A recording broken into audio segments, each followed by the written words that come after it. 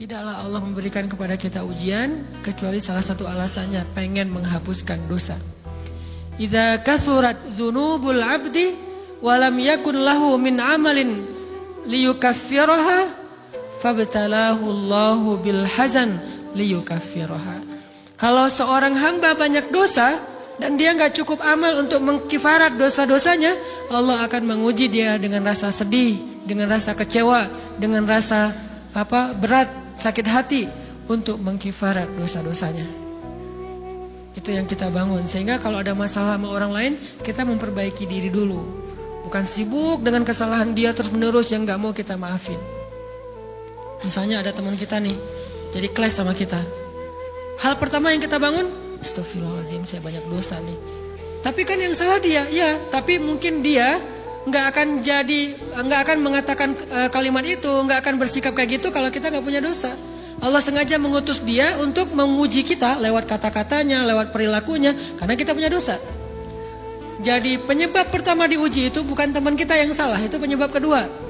Memang dia salah, dan itu harus kita akui, realistis lah. Dia salah, dia nggak pas, dia nggak bijak, dia apa? Oke.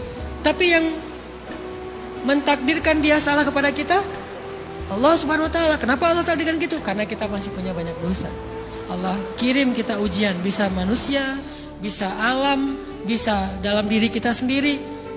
Itu semuanya adalah cara Allah untuk menguji kita dan membersihkan dosa-dosa kita. Ini yang kita bangun pertama. Yang kedua, kata Nabi di dalam hadis Bukhari, "May yuridillahu bihi khairan." Yang terkenal kan yufaqihu fiddin, itu yang terkenal. Ternyata ada dua modelnya. Ada may yuridillahu bihi khairan yufaqihu fiddin. Siapa yang Allah pengen kasih dia kebaikan agama, kebaikan, Allah akan buat dia mengerti halal dan haram. Itu berarti Allah sayang sama dia. Ini satu model hadis. Ada model yang kedua, mirip redaksinya. May yuridillahu bihi khairan yusib min. Hadis Bukhari. Siapa yang Allah pengen ngasih dia kebaikan, Allah uji. Hah? Kok gitu caranya? Ternyata kayak gitu rahasianya. May yuridillahu bihi khairan, may yuridillahu bihi khairan. Siapa yang Allah pengen ngasih dia kebaikan, Allah kasih dia musibah atau ujian. Kenapa bisa seperti itu, Ustaz? Fa inna ma'al usri yusra, inna ma'al usri yusra. Seolah-olah Allah bilang di dalam ayat itu, kalau kalian mau dapat kemudahan, biasanya lewatnya kesusahan dulu. Kalau kalian pengen dapat keberuntungan, biasanya dapatnya kerugian dulu. Tapi keberuntungan dan kerugiannya pasti gak sebanding. Keberuntungannya jauh lebih besar daripada kerugiannya. Kerugian itu kayak modal doang, DP. Jadi kalau kita mau dapat kejutan dari Allah, Allah kasih kita DP. DP-nya apa? Ujian. DP-nya musibah. DP-nya rasa gak nyaman. Itu DP tuh. DP terhadap apa?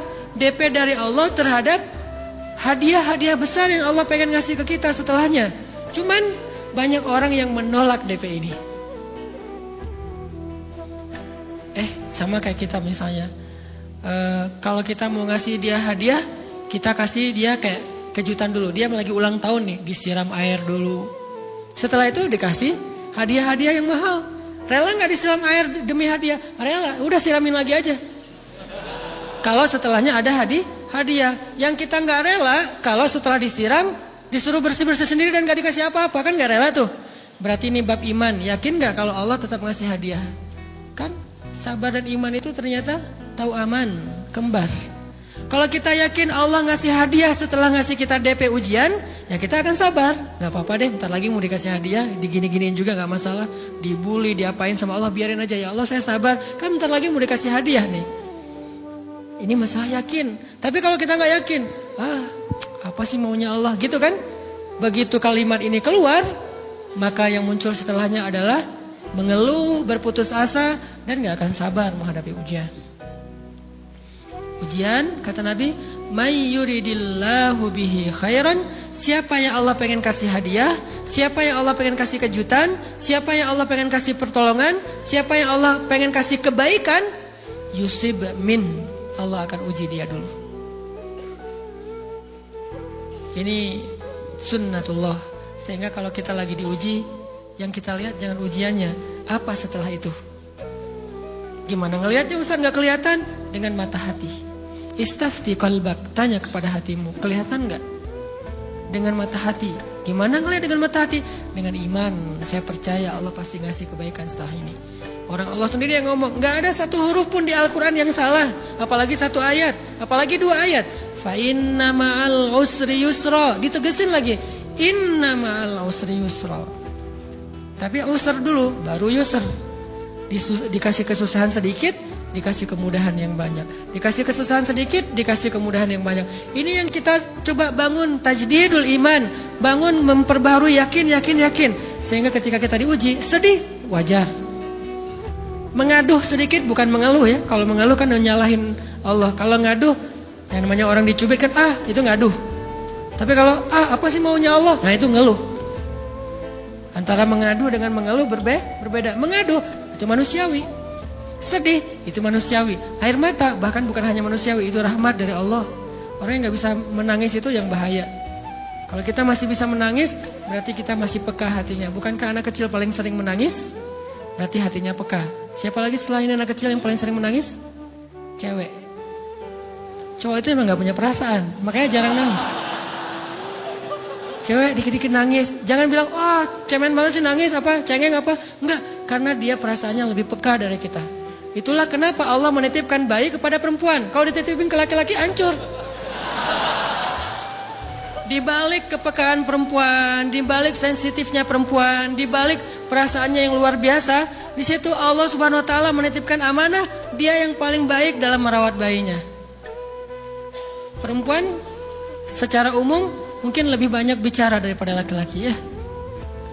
Walaupun ada orang yang perempuan pendiam banget, ada yang nggak ngomong sama sekali, misalnya diem-diem aja, ada. Tapi secara umum perempuan lebih banyak berucap daripada laki-laki. Emangnya ini kekurangan? Bukan. Ini kelebihan. Kalau dia berikan itu dalam hal yang tepat. Apa yang tepat? Mendidik anak. Justru karena perempuan banyak ngomong, lebih baik dalam mendidik anak daripada laki-laki. Laki-laki itu kurang mendidik, kurang mengedukasi kepada anak dengan usia tertentu karena dia jarang memahamkan. Salah hanya marah, salah hanya ditegur. Kalau ibunya jelasin, gini sebelum tidur ibunya yang ceritain banyak cerita. Saya sendiri ngalamin. Sering mana seorang ayah sama ibu interaksi sama anak dalam bentuk verbal. Sering ibu. Jadi menangis itu rahmat dari Allah. Gak apa-apa, nangis saja. Dan itu tidak disebut mengeluh. Kamu kok nangis sih? Kan orang Islam harus sabar. Emangnya nangis dengan sabar itu bertolak belakang? Sabar tetap sabar. Ya nangis jalan aja terus nangis. Nangis nangisnya nggak cuma nangis doang, emotikonnya juga nangis, berderai-derai gitu, sampai air matanya menggenang gitu kan ya, boleh lah. Ditambah lagi dengan visual menangisnya, posting bahwa dia lagi tertusuk duri dengan postingan kaktus atau apalah, dia pengen share ke semua orang bahwa saya sedang sedih, sehingga nanti ketika ada orang yang menghibur dia dengan sedikit kata-kata yang sabar ya segala macam, makin berderai-derai. Itu belum jadi, kecuali dia keluarkan kata-kata mengeluh, baru dia disebut orang yang banyak mengeluh, berputus asa. Kalau mengadu wajar, walaupun ada nabi udah diuji berat nggak mau mengaduh, apalagi ngeluh. Zakaria digergaji mengadu aja nggak. Kenapa? Karena kata malaikat, kalau kamu mengaduh sedikit aja, maka Allah Subhanahu wa taala akan menghancurkan kaum ini. Dia kasihan kepada kaumnya, nggak mau mengaduh. Satu-satunya orang yang kita tidak boleh mengaduh hanya orang tua. Atau itu mengeluh kalau untuk orang tua. Kalau yang lain nggak disebut mengeluh.